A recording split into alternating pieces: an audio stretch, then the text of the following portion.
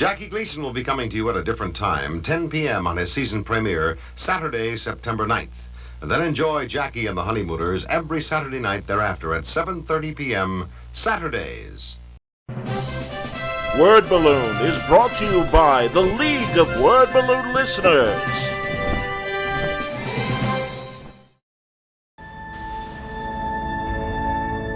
Years of work pretty much into this big coffee table book, which now is benefited by a show like this where you can see a lot of this stuff that I newly created and some of the older stuff I've done.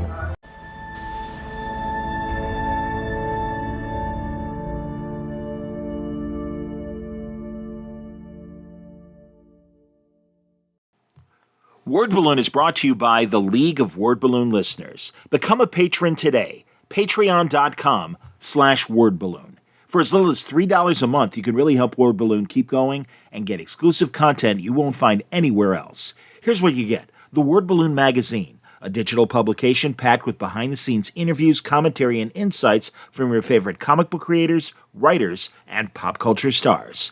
And you can join the Word Balloon Book Club. Join Brian Bendis and me for a live monthly discussion of a hand-picked graphic novel. It's a great way to dig deeper into storytelling, art, and comic book history. Word Balloon has been a home for creator conversations since 2005. Your support helps cover production costs and keeps these interviews going strong. So if you love comics, creators, and long-form conversations, become a patron today. Be one of the League of Word Balloon listeners. Patreon.com/wordballoon.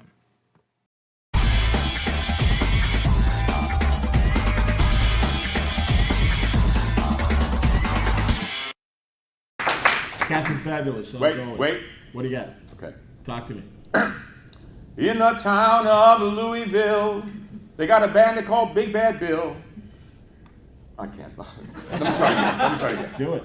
In the town of Louisville, they got a man they call Big Bad Bill. He was a fighting man, sure enough. I haven't got it today. I'm sorry. The end. Oh my God. This is why I want us to go and let's sing Sing with the Strings tonight. Dear, when you smile at me. Dear, when you smile at me, something inside of me. Now I'm blanking. Now, that's it. I am losing it here. You're watching an old man dissolve before your very eyes. Thanks so much. Sword of Omens, come to my hand. I, Lion-O, commanding. Thundercats. Ho! Is there a characterization beyond that is a through line? Yes, I hate this fucking microphone. That's the first characteristic. Honestly, it's just you and me, so we can just do this if you let's want. do that. All right, go ahead. The bottom line is that I am a believer in archetypes, and I mean that comes from having grown up reading super duper comics, and my generation all came in reading the same things. We all read Sword and Sorcery, Sword and Planet novels, and a lot of science fiction and fantasy, and we were all weaned away from that ultimately by various editors and other people to go to crime fiction. But Michael Moorcock is the certain key of this. Moorcock writes a series of characters that are all the same person in different contexts and landscapes. And that inspired me enormously as a kid. And when I became a working professional, I realized that the archetype I chose visually, we were talking about this only minutes ago with Kevin Nolan, that of Henry Fonda, William Holden, and James Garner, who, for me at least, identify as the three main archetypes of American idealism in the mid-20th century. There are those who looked at John Wayne. I'm not one of those people. Jimmy Stewart is a certain element of that as well, but Stewart is so regional. And whereas Garner and Fonda and Holden have an everyman quality about them, they are universally American in a real way. So the visual characterization has always been what Neil Simon once said, which is think Yiddish, go British, and that really is where it's at. My heroes are all look like white Anglo-Saxon Protestants, but they're all deeply Talmudic in their sensibilities. They are informed by Yiddishkeit, and that is inescapable. It's always been that way, and. The comedy of the new Fantastic Four movie with Ben Grimm being overtly Jewish was really annoying to me because it felt fake, phony, and retrofitted. Interesting. Not that interesting. No, slightly. Certainly the movie wasn't that interesting. No, but I found that, you'll forgive me, but yeah, I found that wrinkle interesting. And also, I forget who put that on Ben. I mean, it wasn't obviously Stan and Jack's original. No. You know, again, they were thinking British as well. I suspect it was some Gentile who thought it would be a good idea. It felt like a Gentilely imposed idea. Killing him. My job. And so, but I've always felt that idea really informed me, and a lot of it came out of working for Gil Kane as his assistant. I met Gil when I was 13 at a bookstore. He was buying Will James books. Will James was a children's book writer and artist who had reinvented himself as a cattle drover when he ran away from home in Montreal. He was in the car with Tom Mix when Tom Mix died on the Pacific Coast Highway. Wow, Tom Mix, great silent. Let me silence my phone. Sorry. Quite all right. Tom Mix. Cully Hammer is sending me photographs to make me laugh. That fuck. Is it really Cully? That's fantastic. Yeah. I'm on an hour-by-hour thread with Cully, Dave Johnson, Bill Sienkiewicz, and Mark Chiarello, and we've been talking shit all day today. It's been really good. I'm the old guy, so I'm a butt. But Gil hired me when I was 18 to be his gopher and assistant based on no talent. I had no skill sets. I offered nothing to the table. And I'm convinced in retrospect that he hired me because I was Jewish and that he could talk shit with me with impunity. And I'm not saying this with any irony. I mean this quite literally. Because he was a guy who invested an enormous amount of time and energy distancing himself from looking, as he did as a young man, like an anti-Semitic movie poster, to becoming a New Yorker cartoon in his early 20s. And as soon as that transformation took place, he looked like a Charles Saxon drawing. And the funny thing is Charles Saxon had the same transformation. Saxon was a classic New Yorker cartoonist who changed his name from some far more Yiddish name. But as soon as that happened, Gil became acutely aware of anti-Semitism in a profound and deep way. I suspect it was because he moved to Connecticut and was surrounded by a bunch of Jew baiters, with all due respect. And that really informed my way of thinking, because I came to understand that most comic books that I loved as a child were deeply generic and deeply universal, because that was their function. They would appeal to all of them. And I didn't want to do those kind of comic books.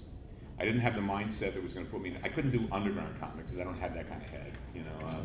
Although I smoked as much dope and used as many drugs as the underground guys did, I don't have the sensibility. I mean, I don't get it. I'm not that guy. I'm not Robert Crumb. I'm not Spain. I'm not one of those guys. I like mainstream stuff, but I like mainstream looking stuff with a sensibility that has a real point of view. And the point of view that I have is not one of patronizing and pandering. I mean, I'm one of those people who rejects the idea that superheroes are modern myth. We don't need modern myth. Myths are for people who are primitive cultured. We are not a primitive culture, at least in that sense. And I think that's sophistry at its most. I prefer to use comics as a medium that looks for content that can less patronize and pander than annoy and nudge. So that's me. You know, I like writing and drawing stuff about stuff that I like to read and write. So that's me. What do you got, Jack? Well, building on that, that's why I love the dichotomy of American Century, your series that you did with David Tishman. If you guys have ever read it, I don't even, like, does DC ever republish it? No, they kept it alive, I think, because they liked it. It wasn't selling. None of my stuff sells. I mean, understand? I have no commercial footprint whatsoever, because I completely reject the whole idea of you know, I don't really care what you think. I also don't have any respect for the taste of the audience, with all due respect. You know, the things you like are like, what? You really like that? I mean, geez. Of your own stuff or just stuff in general? Generally, I mean, it's like, but that's cat food. You know, at any rate, they kept that book alive because they liked it, and I was really disappointed because I wanted to do. There's an essay. David Brooks, who is the floundering member of Republican conservatism, and can't quite figure out how responsible he was for the shitstorm that we're in now. New York Times writer, I guess. Yeah. You don't have to do that. We both know. Just forgive the condescension, just in case. David Brooks annually publishes a series of essays that he regards as the Essays, his awards for essays. And one of these was from the Wilson letter, called The Other 60s, which really impressed me a lot because it confirmed a lot.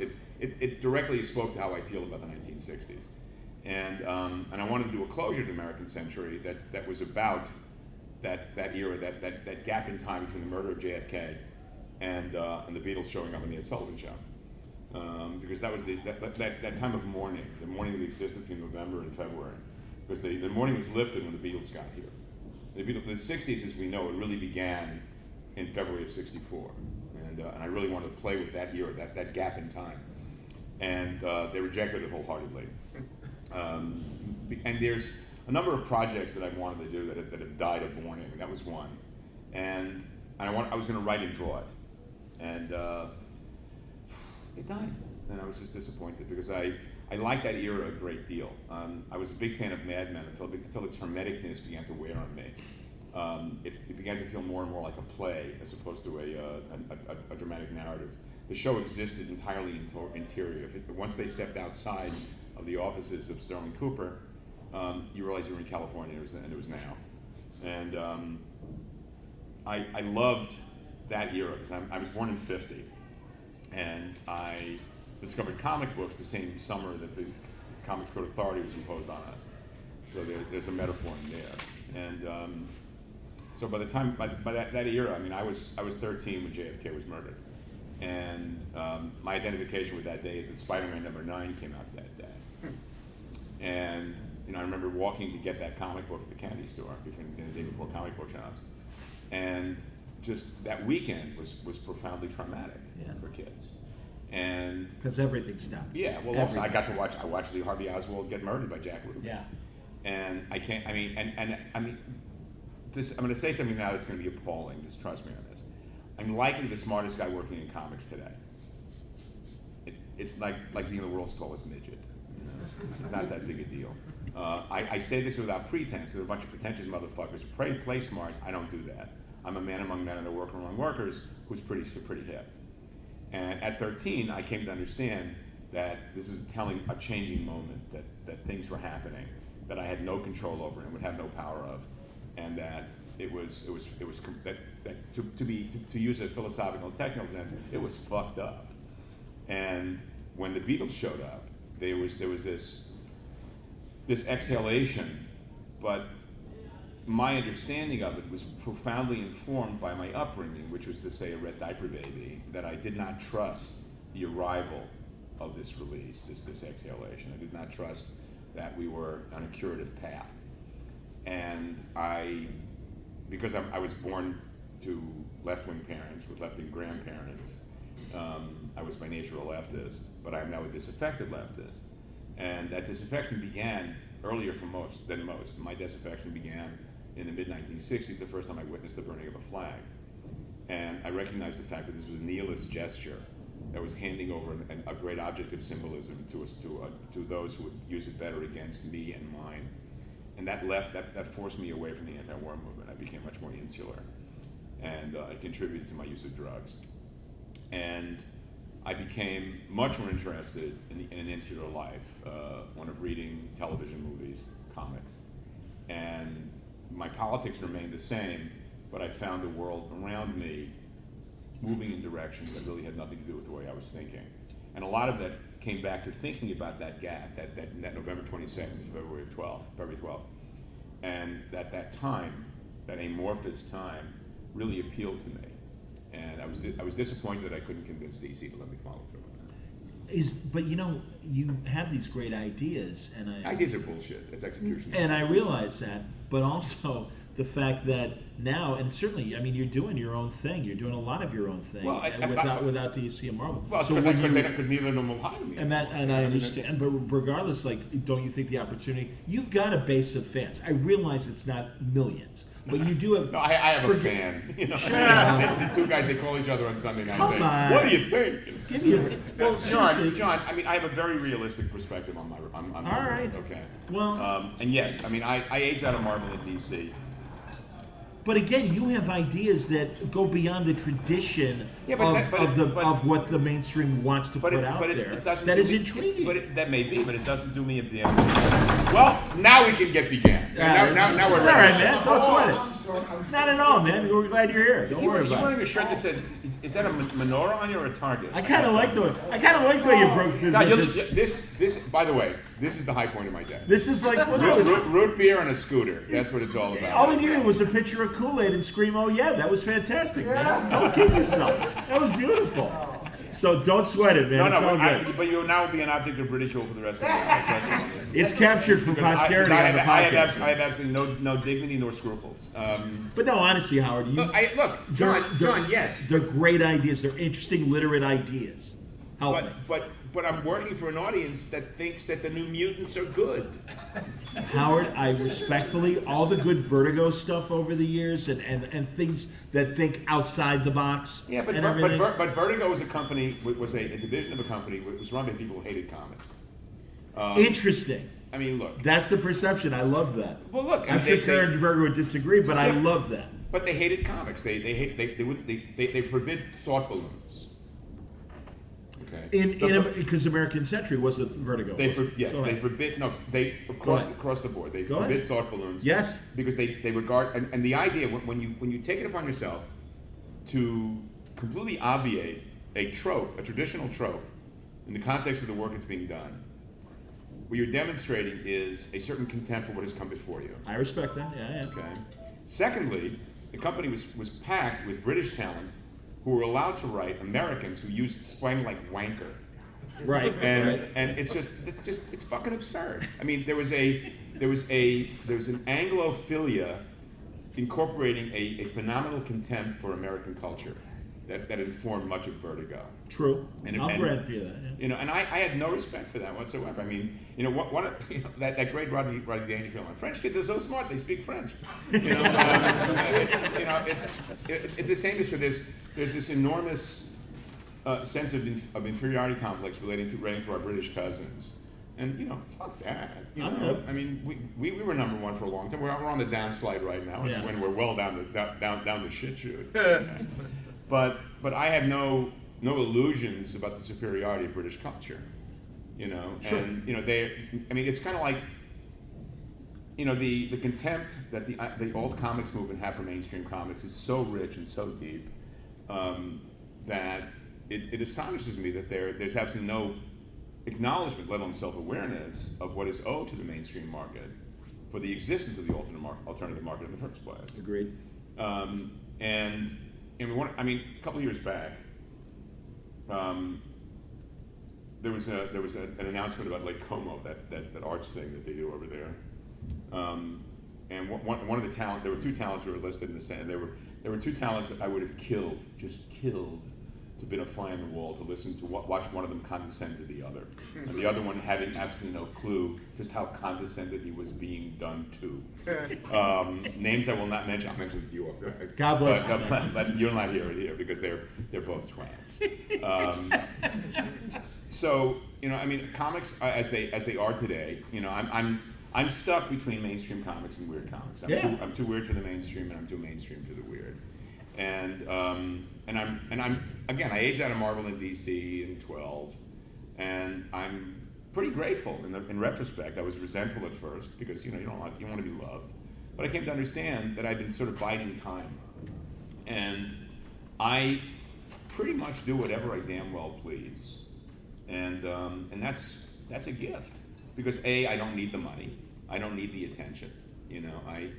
Unlike a lot of my colleagues, I came to understand very early on that A, I had no commercial footprint anyway, and that B, whatever attention I had from the audience was going to be temporary and transient, because I had not attached myself to some super monster laser mutant dragon comic book, and found a base in an audience that would stay with me despite the dissolving of my skill set and the elimination of talent. You know, and there are so many guys working today whose work just sucks a bag of dicks, who are basically floating on their reputation of 25, 30 years ago. It's true. I won't name names, I will to you. But the fact of the matter is, of my generation, the only two guys who are producing work that's not a parody of itself are me and Walter. Yeah. Everybody else is kind of like, they're dead clowns. Wow. Again, I appreciate the candor, Howard, absolutely. Come on. But wait a minute. Again, you say it's an awkward position of not too weird for the mainstream, too mainstream for the weird. that's a sweet spot, and there are some of us. Yeah, but it meant that I had to seek another way. Course. Listen, I had to find another way to get this old healthily. You know, I mean, I didn't expect to live to be 50, let alone I'm pushing 75. And this is what 75 looks like right now. Okay. Oh, you don't look 70. It is what I mean. Look, Bernadette Peters is 78. You know what I'm saying? Absolutely. My wife periodically punches me in the kidneys whenever I mention her name. Okay? You know. Okay. So I had to go outside of everything I've done in my life, professionally, has been to make it possible for me to make comic books. Okay, I went and worked in television shows I'd never watched, you know, because I had to find a way to survive in a world in which I wanted to do comics, but that comics didn't particularly care about what I was doing in it. Okay, comics fans tend to be obsessed with content with little or no grasp of the form. They have no idea how it's done or why what's done is done. I've done 2 portfolio reviews this weekend, and in both cases, these guys had no idea what comics are. It's astonishing to me, you know. Storytelling. Just the entire idea of what comics are. That, Okay. You know, I mean, I accept. What are you raising your hand about? My sister. Oh, I can't. I'm so glad she's here. It's okay for civilians to have no idea what we do. You know, I live in a small redneck town, a purple town in the blue state. And people have no idea what I do for a living. When they find out that you're non-blues, they have no fucking idea. They pay you for this? You know, really? What? You know, you must all that money from the Marvel movies. You must no. It isn't the way it works. So when someone who wants to be a comic book artist demonstrates to me that he has no clue whatsoever what a comic book is, you know, that it's not just a bunch of, you know, random pictures. That there's a narrative structure and reason why this is this. You know, there is as much a vocabulary or syntax in a language as there is in filmmaking. Okay. What's that? He's my time cue. You'll forgive me. How much time do we have? We're fine. We're Okay. good. We still We got have a million minutes because I'm not fucking Yeah. leaving. I think we have like 30 or 40 minutes or so. So we're fine. We're out. Dina, You'll forgive me. What was the stand up and talk loud. what's the difference in the comics climate between 1983 Flagg and 2023 Hey Kids Comics? Because it would have seemed to me that it would afford the current environment. If I can expand that deep, Well, I don't think it's easier to do. You know, crazy ideas. Well, people don't read. I mean, we're not a reading culture. I mean, my generation was the last generation that consistently read for entertainment. You know, I mean, I'm always reading at least 3 books. One upstairs bathroom, one downstairs bathroom, one Kindle. It's true. I mean, I read essays in both toilets, you know, and I read fiction and nonfiction on my Kindle. And I'm listening to a book all the time as well, okay? I have a strong belief in narrative, and I also have a strong belief that a comic book artist's job is to do half of the writing, as you well know. And the audience does not understand what writing in comics is. The audience thinks that comic book artists are illustrators, that they translate the language of the writer into visuals, and that's not the case. My job as an artist, as a comic book, and if I'm working with another writer, is to take literary narrative and endow it with narrative value and imagery, and to make conscious choices about the size and shape of each panel, that those sizes and shapes have a direct impact on what the reader perceives and sees. And all of this intellectualism derives from the fact that I have no intrinsic talent. I had hunger and blind rage, which informed my desire to gain skills. And you watched me, those of you who have been aware of my career since the beginning, you watched me achieve those skills in the first 10 years of my career, in public, doing dreadful, miserable work in the service of junk. And it wasn't until I was driven out of comics by, where is he? What's his name again?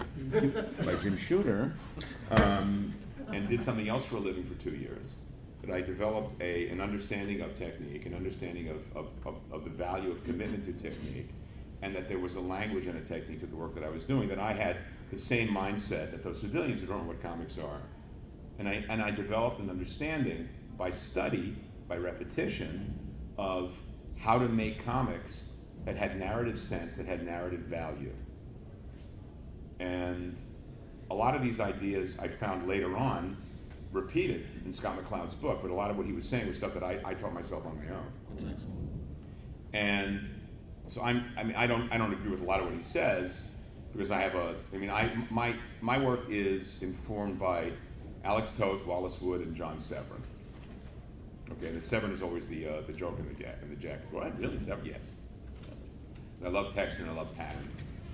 And but I talk about at great length that comic books are about images, a series of images endowed with narrative value. And that's a very subjective idea. But I know it when I see it, like pornography in the Supreme Court. I'm making, by the way, I'm talking over your heads because most of you are too young to have any fucking idea what I'm talking about. That's really good. This is outstanding. There'll be a text.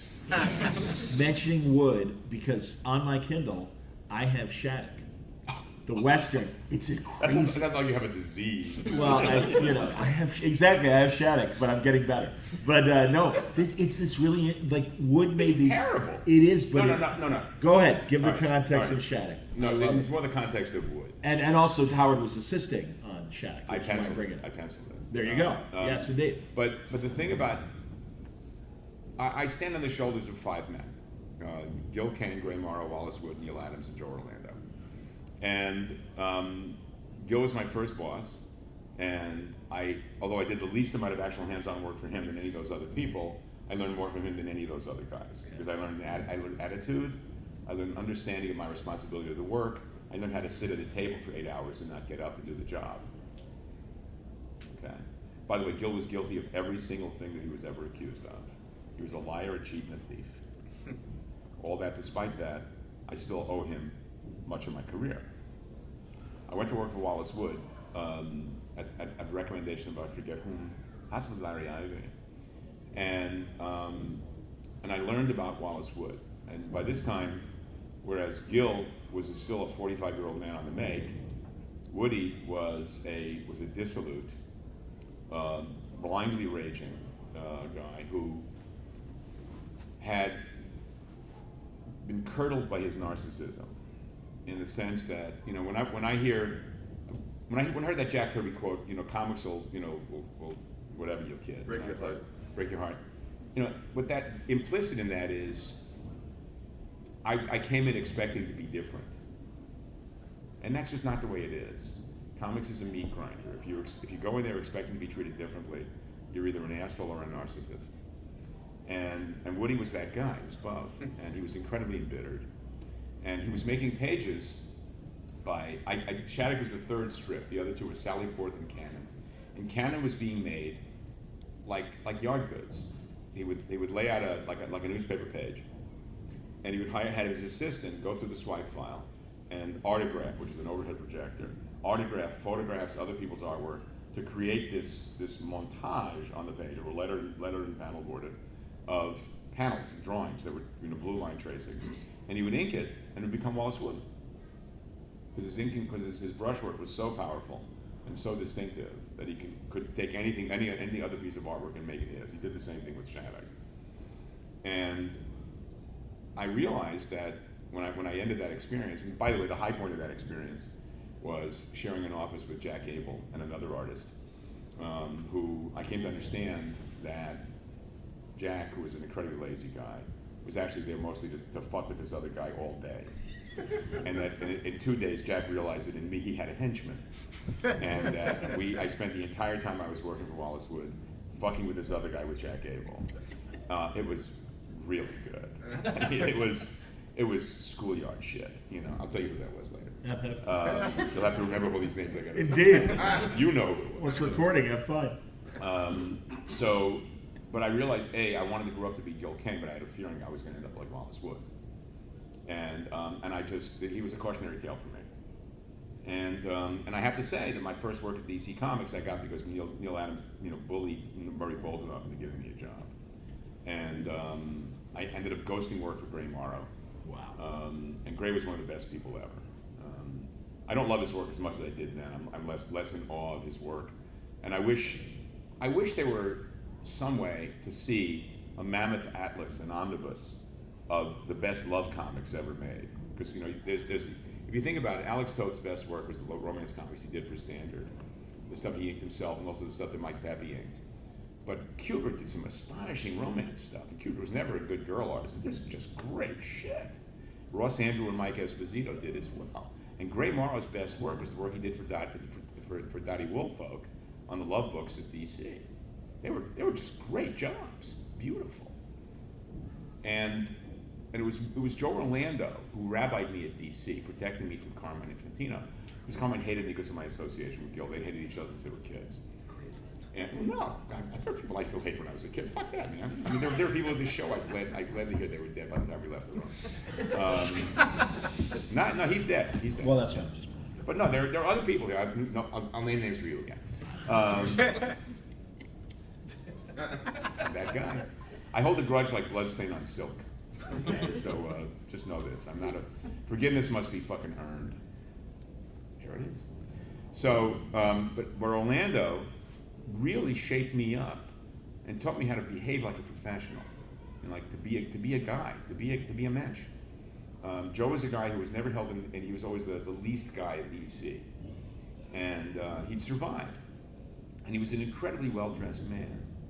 He was a guy who I think never perceived himself as attractive, so he built a carapace of good tailoring, and I warmed to that. I really did. I identified with it strongly. I came in with I did a job during the bicentennial year for Ben and Bowles, because the way you made money in the 1970s in comics, there was no money in comics. Advertising. You did advertising. Kids, you know. So I did a whole bunch of storyboards and animatics, and the paycheck was fucking huge.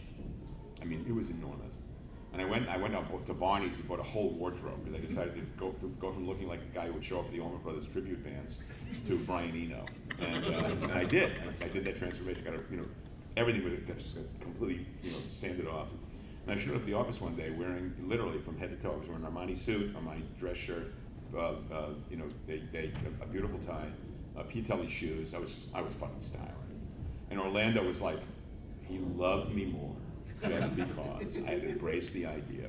I was wearing cufflinks. I was just totally fashioned up. But Joe was really instrumental in making me an adult.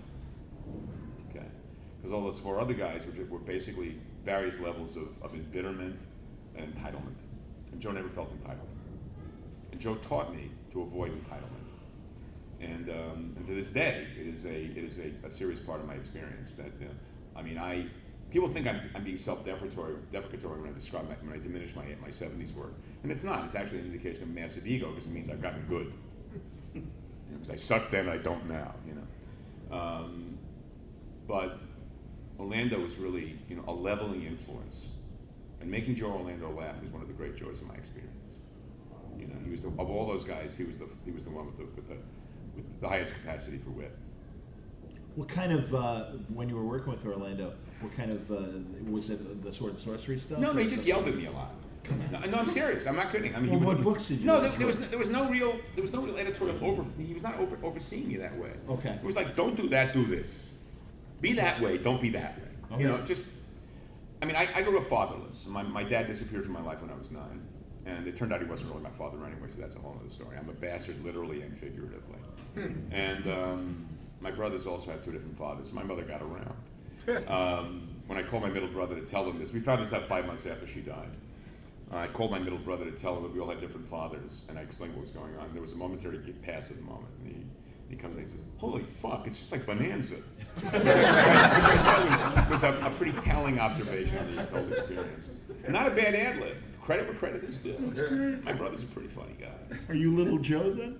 I think I'm Adam. You're Adam, even better. Or the black sheep, the man who leaves. And I have Pernell Roberts' hair, so it worked out good. No, so there been. I spent much of my adult life seeking, male mentors. Sure. It's just been that way. You grow up.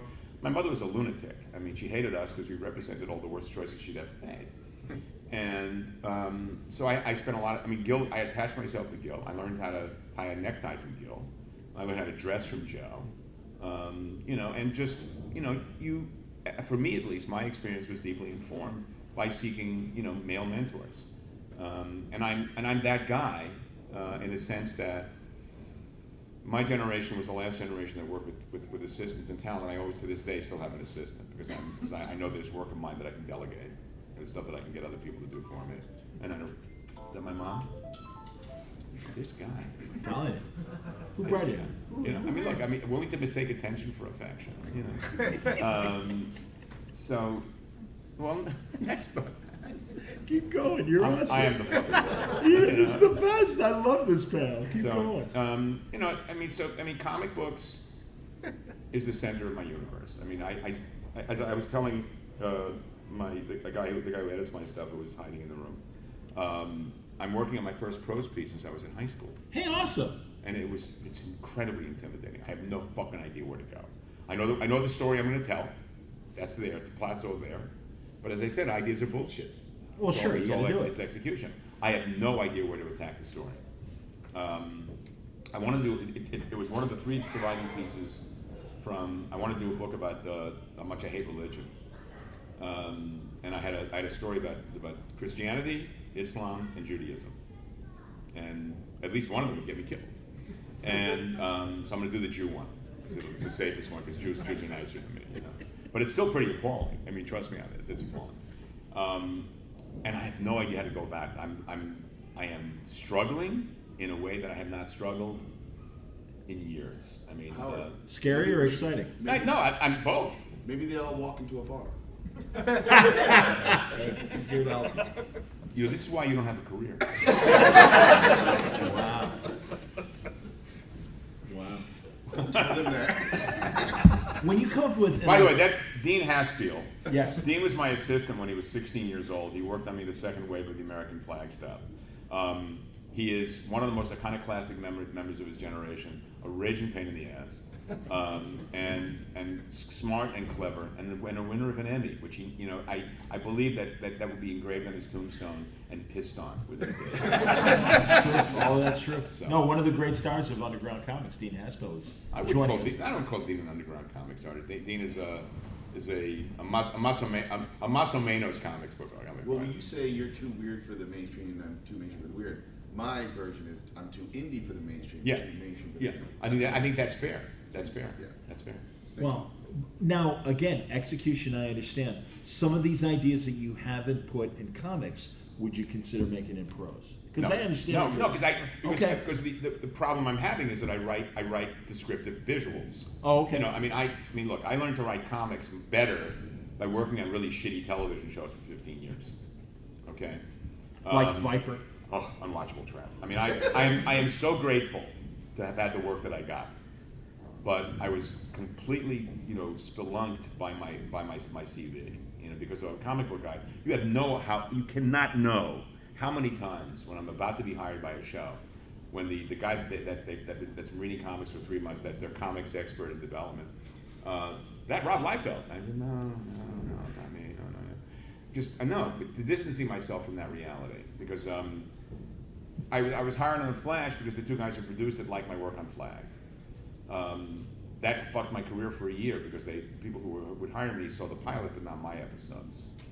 My episodes were vastly better than the pilot, and they really weren't. They were cleverer, they were funnier, and they were smarter paced. So I had one shot at a better show, and my hubris got in the way and fucked me up. I'd written all my specs for work were 10 o'clock shows. Okay. And I wrote a homicide that was very well received. Never produced, but it was a sample. And the rule is you don't go to do a visit. You don't go to homicide with a homicide spec. You write a spec for another show and then you go. I mean, for example, nobody ever did a home improvement spec because nobody in the business watches home improvement. You know, nobody. I'm serious. You don't do a show. You do specs on shows that people in the business watch. And I had an offer from Rene, what's his name at Law and Order, the Law and Order franchise, but the money was almost enough, and the title was a rung below mine. And my arrogance and hubris led me to believe, it was early enough in pilot season, my arrogance and hubris led me to believe that if I'm getting this offer now, I can get something better than this. And I fucked it up, and I let it go, and I never got anything better, as good again. So, you know, and the problem remains that because I do both write and draw, I am suspect. People who write and draw are often regarded as half and half talent. That why don't I just do one? Why am I doing both? And a lot of that comes down to the fact of a complete misunderstanding of what writing is in comics. Writing is not me illustrating a writer's story. Writing is me transliterating literary ideas into visual narrative. The writing in comics, a good 40 to 50% of the writing in comics is done by the artist. And one of the reasons that ways of comics are different is that comic artists today don't read very often. They don't read a lot. They don't read well. So they don't have a real understanding of narrative value. They don't know what narrative value means. Anecdotally, one of the most interesting books, one of the most fun books to come out of DC over the past couple of years was those weird Hanna-Barbera aberrations. They were amazing. They weren't amazing. Well, a lot of them sucked. The big disappointment was that Snagglepuss book. That was just, you don't do a book about that. You're doing Tennessee Williams, and you don't reference Dawn Powell. You reference Dawn. If you're going to do some research, you know who Dawn Powell is. Come on. You're killing me. Well, I am. Well, Dawn Powell. Well, but not Peggy Guggenheim. Dawn Powell. But your rough and ready was a lot of fun. That was, yeah. Dan DiDio comes to me and says, we want to do a book about this, but Rough and Ready is old Jewish comedians. You're the guy to do it. Okay, because I'm an old Jew. And at any rate, the Flintstones. C.P. was a really good drawer, but there was a complete absence in the context of the Flintstones, in the page of the interior of the book, of any of the motif available. Flintstones is a motif-rich concept. I mean, everything about Flintstones is motif. Amanda Connor's varying covers for that book had more narrative value in them than any of the pages in the book itself. Because Amanda has an extraordinary grasp of narrative value, whether intrinsic or intellectual, I don't know. But those covers are rife with an understanding of motif. Gil always said that the best storytellers in comics were the wordless cartoonists in the New Yorker. And I had no idea what he was talking about. In the same way that I never knew what Bill Spicer meant when he said that adult comics will only become adult with humor, because I identified gravitas with enormity. And when I came to understand that what Jack Cole was talking about on Plastic Man, Thrills, Chills, and Laughs, was an understanding of reaching an audience that had an understanding of the foolishness of much material. And I like material that has genuine comedy, and I don't like that bwahaha bullshit from whatever that's pandering crap. But I'm talking about actual going for jokes, building comedy, pacing material, and selling an idea for comedy. And I think the Flintstone missed that boat. Those covers caught that boat and ran with it. We have 15 or 20 left. 20 minutes left. Excellent. If people have questions, jump right in. Dean's a fucking pig. Yeah, exactly. But also, and again, I'm available. Clearly, Alex says, "Howard, how are you?" And we get a fantastic question. You need a bathroom? All right, that's you need okay. a toilet, don't you? That's all right. Come back. Middle-aged women, ladies and gentlemen. Let's hear it. When you and I love talking to you about modern television, and again, I understand the stuff you had to write. Is there a genie you go, God, because they've obviously expanded narrative. We're getting season-long stories as opposed to episodic that you had to deal with. What's your question? Like, is there any sort of itch of you, like, No, at the not end at of all. it? No. Happy to close that television door. I love being an audience. I really do. I have every streaming service available because and it's a racket, because there's one thing, Oh yeah, absolutely. But again, it builds and it builds. Modern TV, for better or worse, is the equivalent of pop novels. And I love television. I'm really pissed off that tonight's the final episode of this third season of Gilded Age, and I really want to watch it. And I may not be able to watch it if I don't catch it tonight at the hotel. I won't be able to catch it till I get home because the fucking hotel I'm staying in New York tomorrow does not have access to streaming. Motherfuckers! What is it? 1950s? What is it? I've been watching the show and realizing that there's a huge fandom of the show on Facebook, and they're all talking about the shit that doesn't interest me. I've been telling read Gore Vidal's 1876 and Empire. That informs the material. That kind of stuff. So my interest in comics. I like historical stuff. I like dirty stuff, and I like crime stuff. I just finished a 25-page book for the Department of Education and a tenement museum in New York City.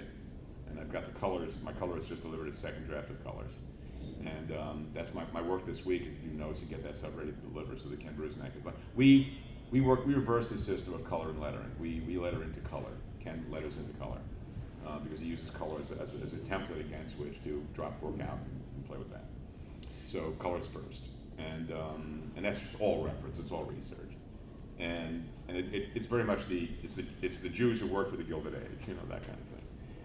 But yeah, I mean, I love TV. I mean, I bank stuff because I don't like to watch things week to week. It's not made.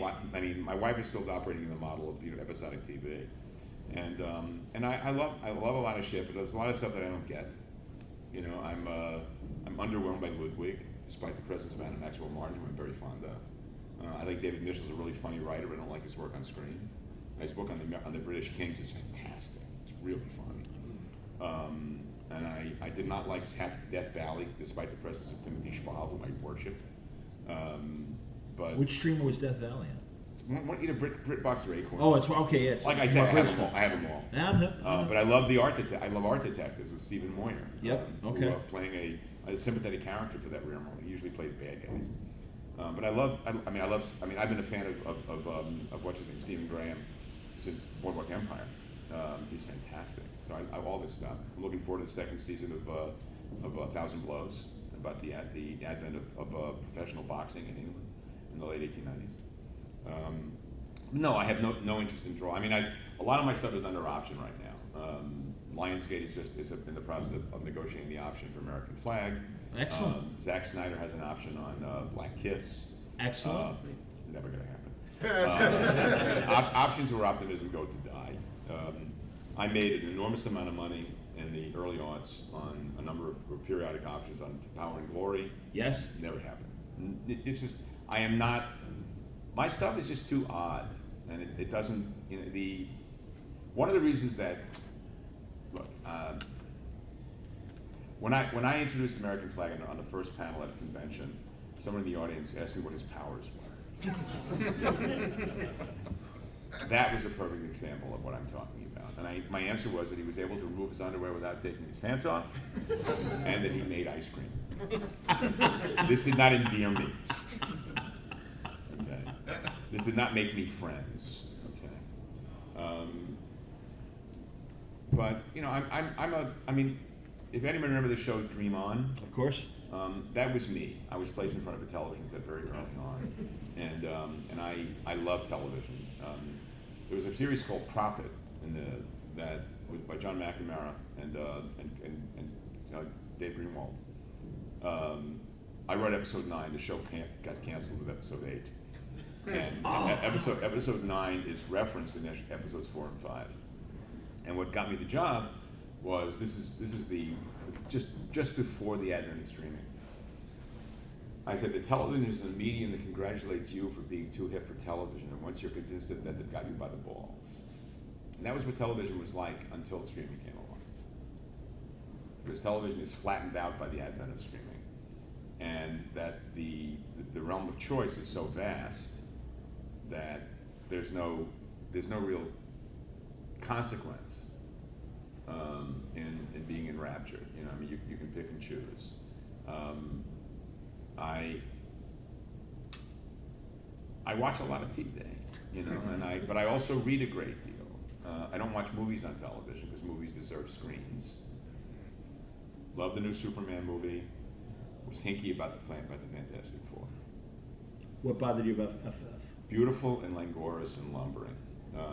It just didn't feel like it cared about me in any way. And I still feel that Rosie O'Donnell should have been playing Galactus. She would have been a great Galactus. Those lips, those eyes. You know, Interesting. If you're gonna gender swap, don't do the Silver Surfer. Do Galactus. That's hilarious. It's got Gal in his name. You know. I mean, That's true, Galen. Rosie O'Donnell. You know. I loved Fargo, your recent Western. Okay. Do you want to tell people about that? I did my one and only crowdfunding. I'll never do it again. Really? No. How come? I hated the experience so much. What about it? Because it's truly- shaming. You're tap dancing. It's just like, yeah, I really fucking. Yeah, you got to pump the product. I respect that. I don't. I have utter All right. contempt for that. I just don't. I don't like the idea of trying to talk people into loving me. I really don't. Did you reach the goals that you truly wanted to reach? I don't know. I was labor in this context. You know, Mike Stanford. Stratford. I beg your pardon. Yeah, he's. Mike is a guy I've known for many, many years. Introduced him by Michael Kaluta, who was a VP of marketing at Sony and then at Warner Brothers, who's in Pittsburgh right now for the Pulp Fest. Yes. And he turned me on to these books, and they're very much my meat. I mean, they're the kind of stuff that I like to draw. I mean, the novels are, you know, the template is the same. They have the same level of sexuality as the James Bond novels, which is to say a lot of wink and hustle. But they're very drawable. And I've written the sequel, the second book, which was originally to be drawn by Jackson Guice, who of course unfortunately died this year. Brent Schoonover is drawing it now. And I'm not involved in it. I've already delivered the script. And you know, when the time comes, it'll get done. But I did not like the process of crowdfunding. I do not like putting myself into the marketplace as that kind of commodity. I don't really care what people think of me.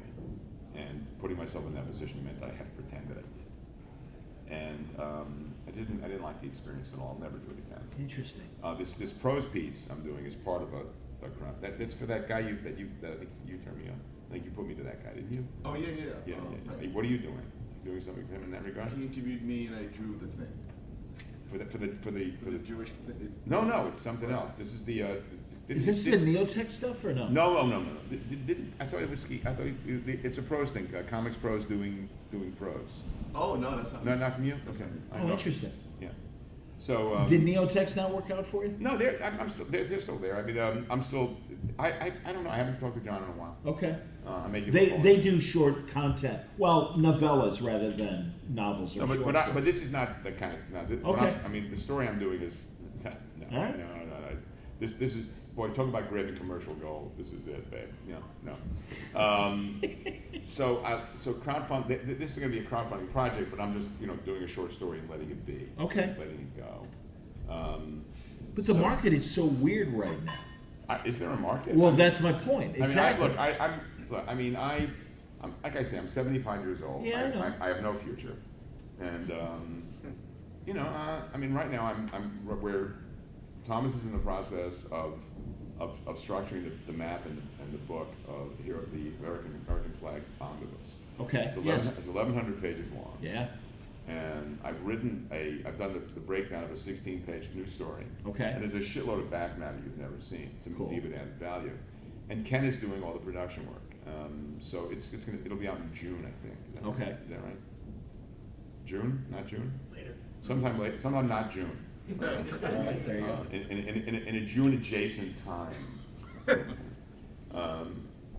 So we're working on that, and I don't really have anything else on the deck. I'm writing a Zorro miniseries. Hey, fun. Is it? Calm down. Well, I like Zorro. I'm sorry. And I mean, I'm not sure it's ever going to appear in English language. It's being done for the Spanish language market. I'm writing it in English, obviously. Of course. And it's a nutty Zorro story. I remain stunned that they went along with this. I'm assuming they're going to shit blood when they read it. It's a very offbeat Zorro story. I wrote a 10-page Zorro story for the Spanish language market that Eduardo Riso drew. Wow.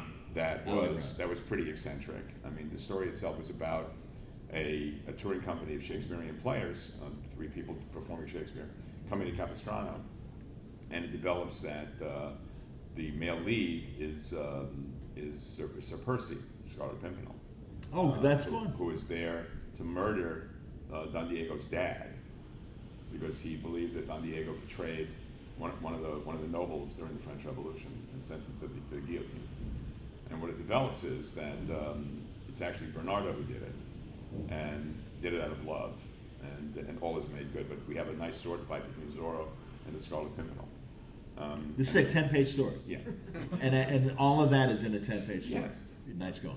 Yeah, but look, comics there's nothing that comics. The only thing modern comics suffer from is a lack of depth of content, and that kind of like vamping. Tell a fucking story and get to it. I mean, the content in most comic books these days, it barely gives you 6 minutes in the crap, right? and it's just and it's a laziness attached to that. There really is. It's bad gags and posturing and just pulpy horse shit. So Howard is not a fan of decompression, which started in the 2000s. Indeed. It's a cheap trick. I'm him. It's masturbatory writing at its most finest. The European market, Howard, and I'm glad you're getting these gigs, but half the time when I talk to Howard, it's like, yeah, I wrote something, it's in French, finally it's coming out in English. That's not or true, whatever. just once. Was it the only one time? Yeah. You know, I mean, That turn of the century Western or whatever it was. Oh, that one, yeah, that's true. Well, Well, that was for Disney. Okay. You know, because back in the Disney. Give a title so people might find Century West. Century West, there you go. Which is published by Image. It's about the advent of the 20th century in a small Texas town. I really like turn of the century American westerns because I really believe, one of the things I've come to believe is that the 20th century was invented around 1910 and modernity arrived around 1910. And so many things happened culturally and technologically back then. And I love seeing that overlap of automatic weapons and horses. You know, those two things. I mean, I can watch The Wild Bunch till the cows come home. And The Professionals. That era really appeals to me. I mean, Fargo is that. Fargo's novels were sold as westerns, but they're actually 1910, 1915 adventure stories. And to a certain extent, so is Sunshine Patriots, a book that nobody cared about or read, about two veterans of Roosevelt's Rough Riders who end up being hired guns working for a movie studio in 1911 in Los Angeles, defending itself against the onset of the first wave of the Sicilian Mafia. So I like that shit. I mean, I don't care about super laser mutant dragon monster stuff. I just don't. It just doesn't interest me. If that's my mom, she's dead. Exactly. I mean, the stories that I care about are I'm just not that interested in this stuff. Howard. Yeah. You turned me on to Banshee, which we love. Did you see Yellowstone? Yeah. I couldn't watch them the last season. I found it unwatchable. I love the show. I watched the first season when it first aired and hated it. Then I watched the rest of it and I got sucked in and watched everything in the run. I really dug it. And I'm not a Kevin Costner fan. I love Kelly Riley. Kelly Riley on Banshee was amazing. I'm not Banshee. Britannia was great. Britannia, cool. Britannia was a show that was very influenced by Stephen Pressfield. Stephen Pressfield wrote is best known for writing The Legend of Bagger Vance. Sure. But is also a historical novelist who writes history novels of the ancient world in a modern vernacular. His great Gates of Fire is about the siege of Thermopylae. Was on the schedule of Warner Brothers until 300 was announced, and he was gracious enough to send a really nice letter to Frank Miller, congratulating him for getting to the gate first. Gates of Fire is a phenomenal read. It makes 300 look like what it deserves to look like. It's phenomenal. It really is. Britannia is about the second invasion of the Roman invasion of the British Isles, with David Morrissey, Kelly Riley. It's phenomenal. The girl who played Matilda in the original production of Matilda in London in 2012 plays one of the female leads, and Riley is fantastic. It's all these British actors you're used to seeing wearing Victorian waistcoats and shit like this, running around in furs and feathers and claws, being savages at each other. And it's 3 seasons, 2 of which are very good. The third was a little problematic, but it's really good. And Riley is fantastic. The guy who played the Emperor in the super movies, Star Wars movies. He plays one of the Bavarian teams. Zoe Wanamaker, Sam Wanamaker's daughter. Sure. Sam Wanamaker. This woman was one of the lawyers on The Split. Again, playing a barbarian princess. It's a pisser. Interesting. It's great. It's really good. So. You know what sucks? We're out of time. Fuck me. But no, listen. Obviously, to be continued on a Word Balloon podcast, hopefully. That would be good. And truly, likewise, man. And seriously, I hope I haven't bored you, and I'm very grateful for all you being here. I'm stunned how many of you showed up for this shit.